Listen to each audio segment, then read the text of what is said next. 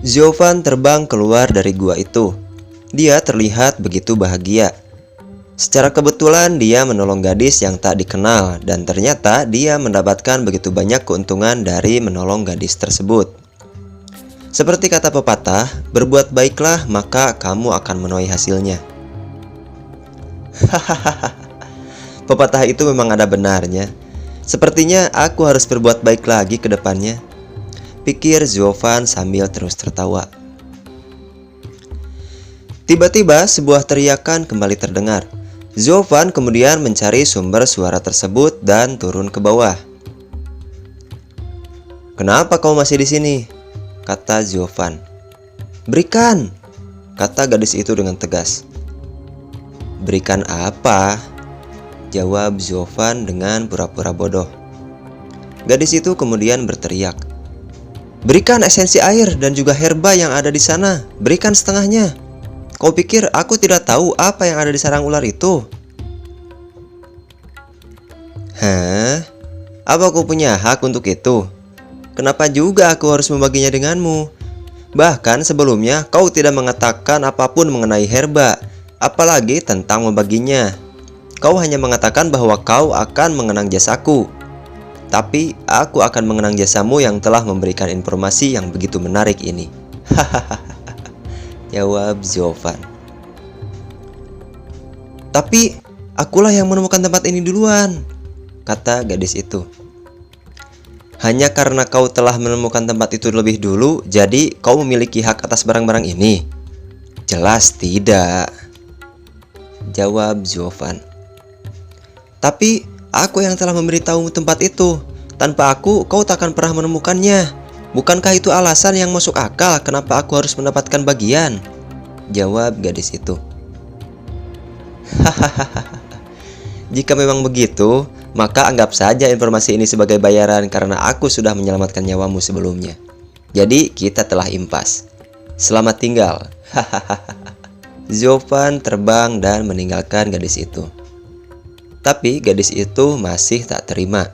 Dia pun kembali berteriak, "Dasar bajingan, tidak tahu terima kasih. Sebelumnya aku juga telah menyelamatkanmu dan aku berniat berbagi harta denganmu. Tapi sekarang kau malah berkhianat." Aura membunuh dari gadis ini langsung menyebar. Lalu dia pun melesat terbang ke arah Ziovan. Ketika gadis ini hendak menyentuh tangan Ziovan, Ziovan seketika menghilang dan tiba-tiba sudah berada di belakang gadis itu. Lalu dia mencengkram tangan gadis itu. "Lepaskan, tanganku bisa patah," teriak gadis itu. Ziovan hanya tertawa lalu dia mendorong gadis itu dan melepaskan cengkramannya. Begitu gadis itu bebas, dia segera menjaga jarak dari Ziovan. Matanya dipenuhi dengan rasa curiga dan dia bertanya-tanya tentang bagaimana Ziovan bisa melakukan hal tersebut. Gadis itu mulai menggertakkan giginya. Kemudian 3 buah cahaya keluar dari cincin miliknya. Lalu cahaya itu berubah menjadi 3 binatang roh tingkat 4. Mereka tampak mengerang dan mengancam Ziovan. Lalu Ziovan mulai menatap gadis itu dengan pandangan yang cukup aneh. Kemudian Ziovan berkata, "Kau memiliki beberapa trik yang unik di usiamu yang masih muda ini. Pantas saja kau begitu percaya diri. Kau juga bisa menjinakkan binatang roh tingkat 4. Sungguh luar biasa." Hahaha. "Apa kau takut? Sejujurnya aku masih memiliki selusin hewan peliharaan lagi. Dan ini adalah ketiga bawahanku yang paling setia," kata gadis itu. Mendengar hal ini, Ziovan menatapnya dengan penuh rasa terkejut. Di Kekaisaran, dia tidak pernah menemukan seseorang yang sepertinya. Gadis ini memiliki teknik kultivasi yang lumayan unik, dan juga dia memiliki banyak hewan peliharaan. Di mata orang biasa, ini merupakan kekuatan yang sangat luar biasa. Melihat Ziovan yang terdiam dengan ekspresi terkejut, lagi-lagi gadis itu mengira kalau Ziovan sedang merasa ketakutan seperti sebelumnya. Gadis itu pun kemudian berkata, "Hahaha, sekarang kamu sudah tahu siapa lawanmu. Maka minta maaflah dan akui kesalahanmu. Dengan begitu, aku akan mengampuni nyawamu. Kali ini, aku cukup baik hati karena sebelumnya kau telah menyelamatkan hidupku. Hahaha. Hah? Takut? Apa kau lupa apa yang terjadi pada binatang roh tingkat 6 itu? Di hadapanku, naga air itu langsung bertindak seperti anak kucing. Dan sekarang hanya kucing-kucing liar kecil seperti ini. Apa kau pikir mereka bisa menakutiku? Kata Ziovan. Gadis itu semakin kesal. Pipinya pun mulai memerah. Kau jangan terlalu sombong. Kau pasti telah menggunakan trikmu pada naga air itu. Tapi itu tidak akan mempan kepada hewan peliharaanku. Mereka memiliki ikatan batin denganku dan kau tidak akan bisa membuat mereka ketakutan. Karena mereka hanya akan mematuhi perintahku.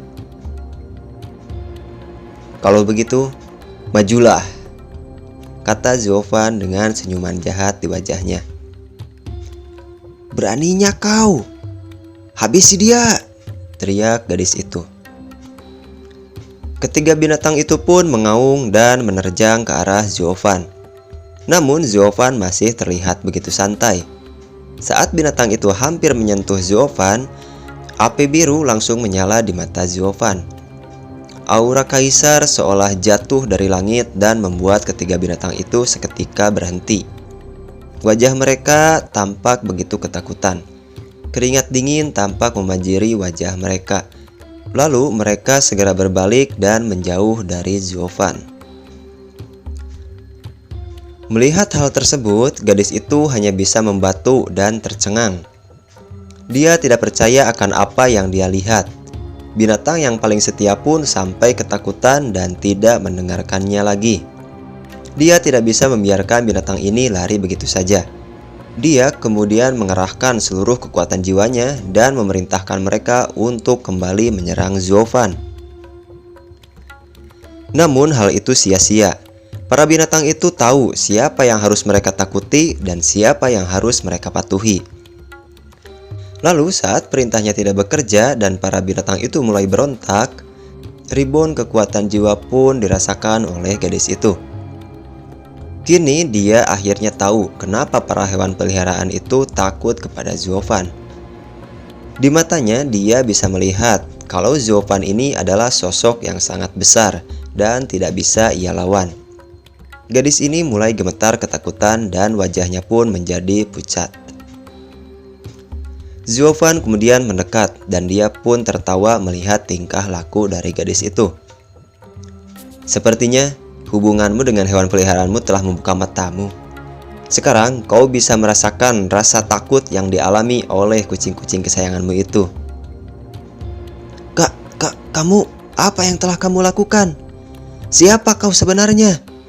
Kata gadis itu yang kemudian tubuhnya menjadi sangat lemas dan dia tidak lagi bisa bergerak. Ziovan hanya tersenyum dan kemudian dia kembali berkata, di masa depan, aku akan menjadi penguasa dunia ini. Lalu Ziovan terbang meninggalkan gadis itu. Gadis itu seolah-olah telah kehabisan semua tenaganya karena hal yang baru saja ia alami. Tapi dia sadar bahwa apa yang dikatakan Ziovan mungkin saja akan menjadi kenyataan. Dia tahu bahwa apa yang dimiliki Ziovan itu bukanlah hal yang biasa. Gadis ini kemudian tenggelam dalam pikirannya. Ternyata di Kekaisaran Tianyu ada seseorang yang bersembunyi dengan kekuatan yang begitu menakutkan seperti ini, pikir gadis itu. Setelah itu tiba-tiba dua bayangan hitam muncul di depan gadis itu. Dian Er, ada apa denganmu? Apa kamu baik-baik saja? Kata salah seorang pria berjubah hitam tersebut. Gadis yang dipanggil Dian Er itu menoleh kepada mereka berdua. Tapi wajahnya masih dipenuhi dengan rasa ketakutan. Dia gemetaran dan kemudian bergumam. Saudaraku, Kekaisaran bukanlah tempat yang bisa kita taklukkan. Lebih baik kita segera pergi. Lalu Lian Er pun pingsan.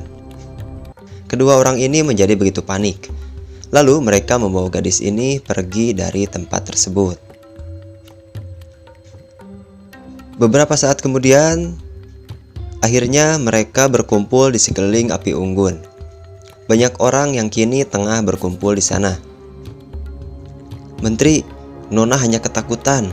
Mungkin dia bertemu dengan binatang roh yang sangat kuat.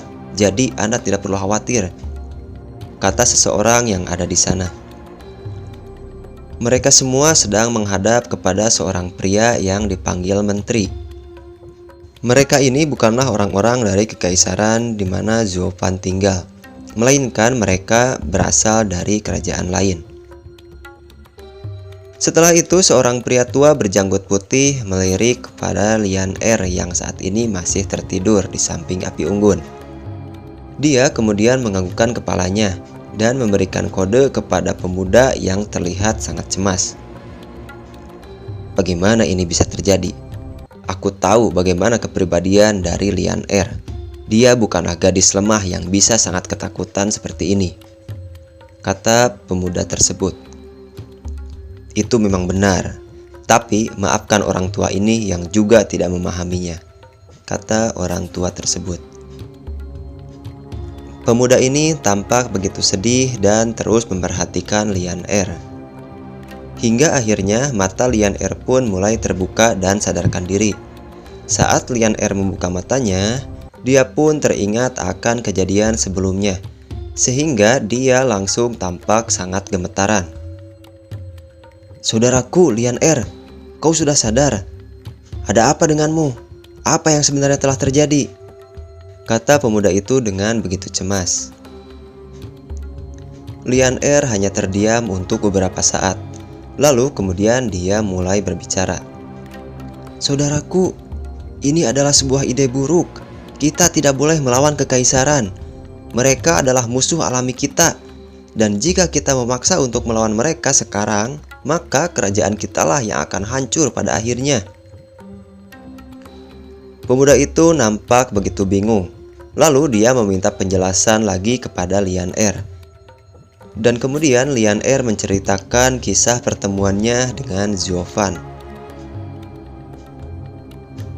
"Apa benar ada orang yang mampu membuat semua binatang roh takut?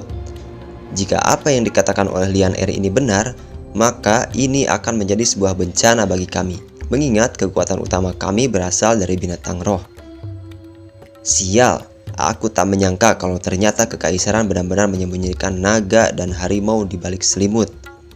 Aku terlalu meremehkan mereka," pikir pemuda itu dengan begitu terkejut. Pemuda ini kemudian menarik napas dalam-dalam dan kembali berkata, "Padahal rencananya kita akan menggunakan para binatang itu untuk melawan tentara kekaisaran. Tapi jika ada orang tersebut, maka semua pasukan kita hanya akan lari terbirit-birit." Orang-orang di sana pun mulai nampak suram. Mereka mulai memikirkan kemungkinan-kemungkinan yang akan terjadi. Lalu seorang pria yang ada di sana kemudian berpendapat, "Menteri, tolong berikan perintahmu untuk menyingkirkan orang ini." Tampak aura membunuh yang begitu kuat terpancar di sekeliling pria tersebut. "Tunggu, saat ini mereka sedang mengadakan turnamen 100 aliran. Aku berencana menggunakan event ini untuk mengamati formasi teleportasi mereka. Kita tidak boleh terlalu mencolok, atau semua rencana kita akan gagal," kata pemuda yang dipanggil menteri. Lian Er tampak ketakutan dan dia kemudian kembali berkata, "Saudaraku, apa kau masih mau meneruskan rencana ini? Tapi bagaimana dengan anak itu?" Mendengar ini, pemuda itu hanya tersenyum. Dia kemudian berkata, "Kita tidak punya pilihan lain. Ini adalah kesempatan kita yang hanya datang 100 tahun sekali. Kita harus menang dan menundukkan kekaisaran Tianyu demi anak cucu kita kelak." Setelah itu, pemuda ini memberikan perintah kepada pria yang tadi mengajukan diri untuk mencari informasi tentang Zhuofan serta melenyapkannya jika itu memungkinkan. Mendengar hal ini, semua orang kembali bersemangat. Seolah api semangat muncul di mata mereka. Sementara Lian Er hanya bisa menghela napas panjang sambil menahan rasa khawatirnya. "Tapi, saudaraku, Apakah pria ini bisa diandalkan? Apa dia bisa mengalahkan anak itu? Pemuda itu tersenyum. Dia kemudian berkata, "Tenanglah, Lian Er. Dia adalah orang yang paling berkompeten yang aku miliki. Dia jauh lebih baik dalam hal mata-mata dan tidak ada yang akan bisa menandinginya." Tampak pemuda ini begitu membanggakan anak buahnya. Di saat yang sama, Zovan masih terbang ke sana kemari melintasi awan. Dia terus mencari keberadaan orang-orang dari keluarga Luo dan yang lainnya. Sampai pada akhirnya dia mencium sesuatu. Darah. Ini adalah bau darah. Lalu dia pun segera turun dan menemukan sebuah sungai yang berwarna merah darah. Saat dia melihat ke sekeliling, di sana ada puluhan mayat yang tergeletak dengan luka tebasan, yang artinya ini semua adalah ulah dari manusia. Setelah itu, Zovan segera melepaskan indera ilahi dan menyisir setiap sudut gunung di dalam radius 2 mil. Dan akhirnya dia bisa menemukan keberadaan yang familiar. Itu adalah Yunhai, Ning Er, dan yang lainnya. Tampak bahwa mereka saat ini sedang berlari menghindari sesuatu. Zovan pun mengamati lebih jauh lagi. Ternyata di sana ada salah satu pilar dari 6 naga. Dia adalah Lin Xuanfeng. Dia bersama beberapa keluarga kelas 1 dan kelas 2 yang berafiliasi dengan mereka. Mereka jelas sedang menyudutkan Yunhai dan kawan-kawan. Melihat hal ini, mata Zovan pun kemudian mulai memerah.